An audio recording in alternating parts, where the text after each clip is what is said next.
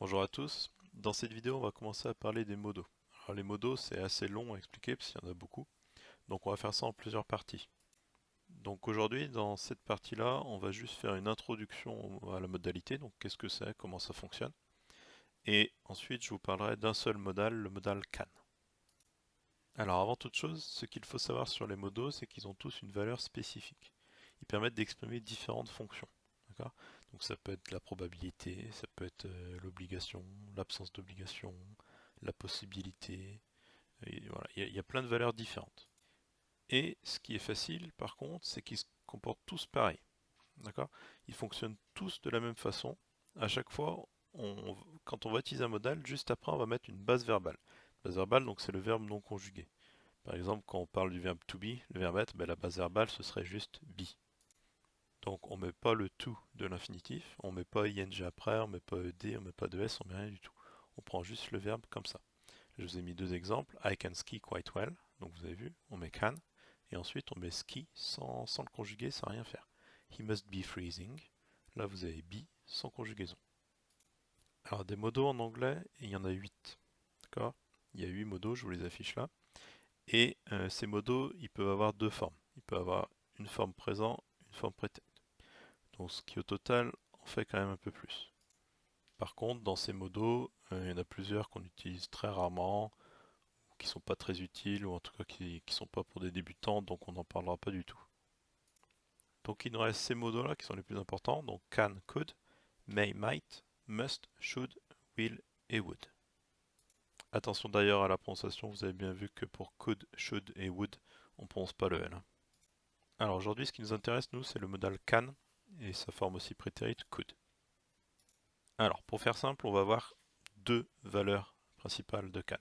En réalité, il y en a 5, mais les trois autres, elles sont très peu utiles. Donc la première valeur de can, c'est la possibilité physique. D'accord? L'aptitude physique. Quand vous dites je sais nager, voilà, c'est que vous êtes capable physiquement de le faire. Par exemple, quand vous dites je sais nager, c'est que vous avez la possibilité physique de le faire. Vous êtes capable de nager. Et la deuxième valeur du coup de can, qui ressemble beaucoup, hein, c'est la possibilité morale. Okay, possibilité morale, la permission.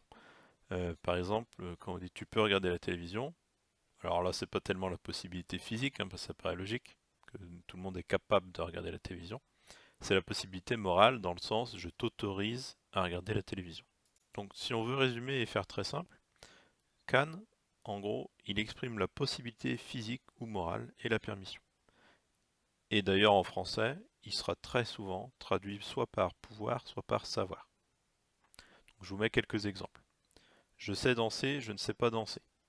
Là, on va utiliser can parce que c'est la possibilité physique. Je peux retenir mon souffle pendant 3 minutes. Là aussi, c'est la possibilité physique, j'en suis physiquement capable. Par contre, tu ne peux pas utiliser ton téléphone ici.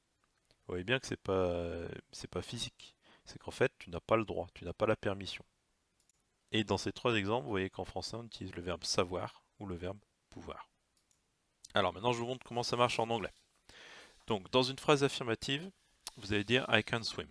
I can watch TV all night. Ok, on a bien ce que je vous avais dit au début. Vous prenez le modal, donc can, et ensuite vous mettez le verbe sans le conjuguer, tout simplement. Donc dans I can swim, là c'est la possibilité physique.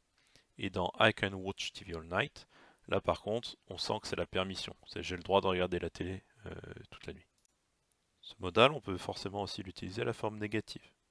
Donc, la forme négative, c'est can't. Donc I can't swim.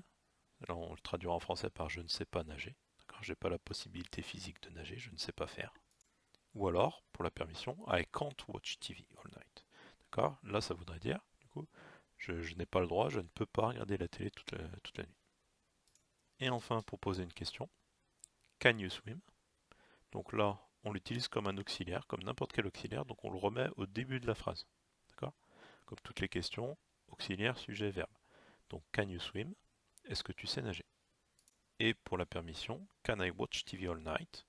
Donc là, on voit bien, on demande l'autorisation en fait. Est-ce que je peux regarder la télévision? Donc ça, c'était pour can.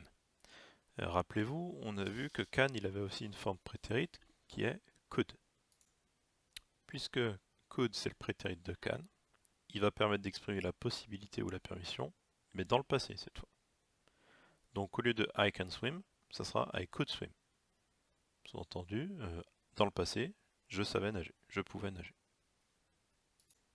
À la forme négative, ça devient couldn't, donc I couldn't swim.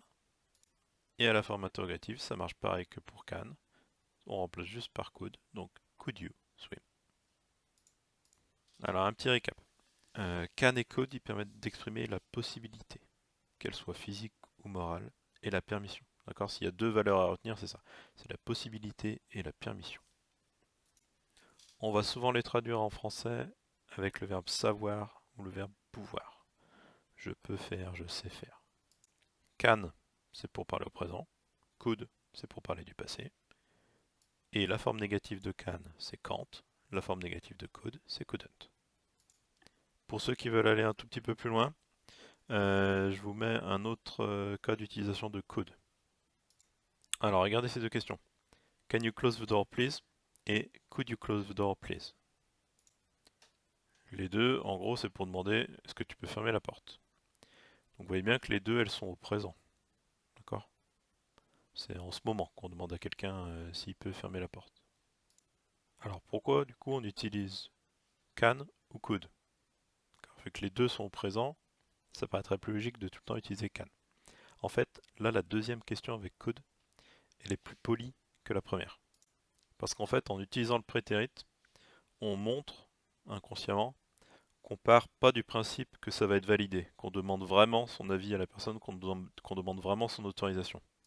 Et ça peut paraître compliqué, mais en fait c'est pareil en français. On traduirait ça par peux-tu fermer la porte s'il te plaît? Ou alors pourrais-tu fermer la porte? Vous voyez bien que la deuxième elle est plus polie. Donc ça fonctionne exactement pareil en anglais. Voilà, on a fait le tour de l'introduction des modos, de can et de could. Dans les prochaines vidéos, on verra les autres modos et leurs différentes valeurs. Comme d'habitude, je vous mets des exercices dans la description et surtout n'hésitez pas si vous avez des questions.